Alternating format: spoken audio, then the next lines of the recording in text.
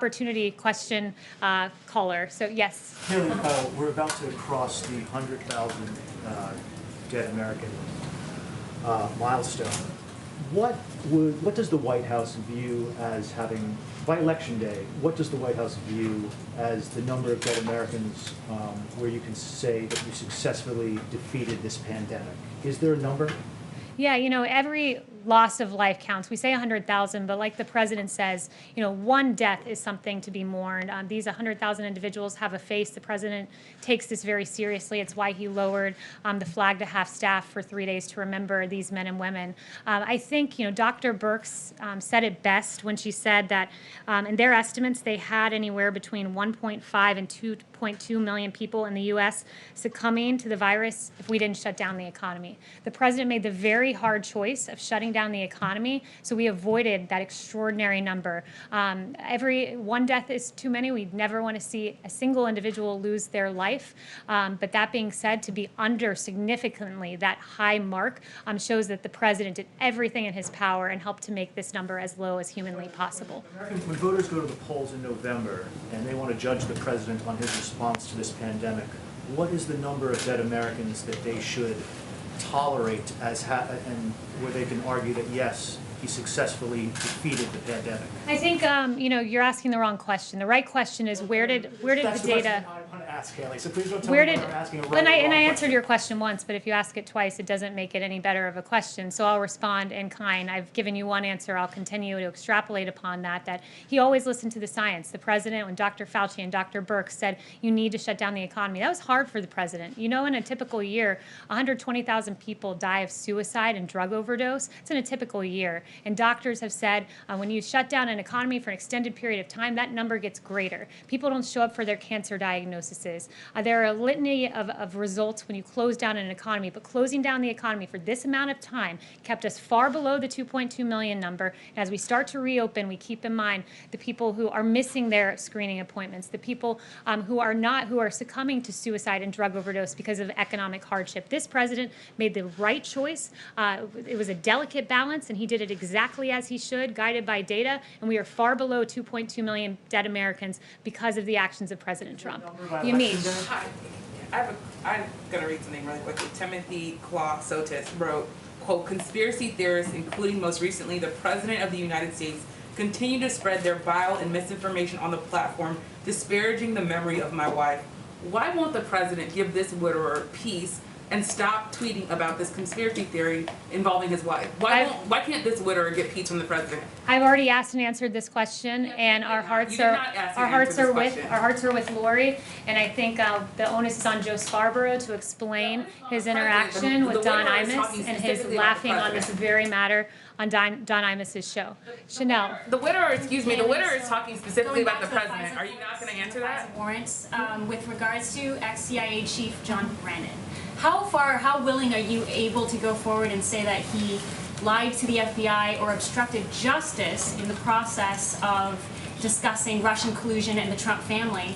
And on that note, we now have new information showing that Obama himself used foreign intelligence to actually request surveillance on the 5th and 26th floor of the Trump Tower. So to what extent was John Brennan behind that? To what extent can you share with us what you know?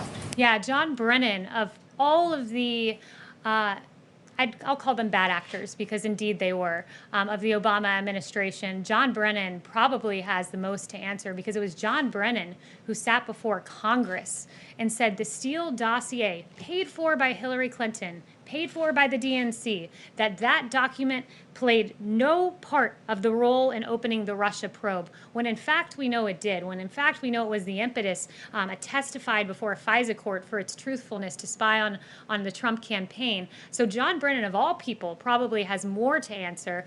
So too does Samantha Power and Susan Rice, and these individuals who admitted under oath that they, in fact, spoke to foreign leaders and representatives of of foreign leaders during their transition, but yet somehow during the Trump transition, that was uncalled for. What has been done all throughout history was uncalled for, and meriting unmasking and meriting cornering Lieutenant General Michael Flynn. All of these people have really legitimate questions to answer. I think we're slowly getting to the bottom of this, but it's a real travesty and really one of the biggest political scandals in modern history. Yes.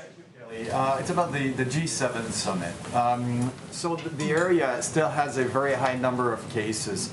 Prime Minister Trudeau spoke yesterday with Chancellor Merkel and President Macron. Is the president still confident of being able to organize the event in like 3 weeks? It'd be 3 weeks from now if we stick to the date.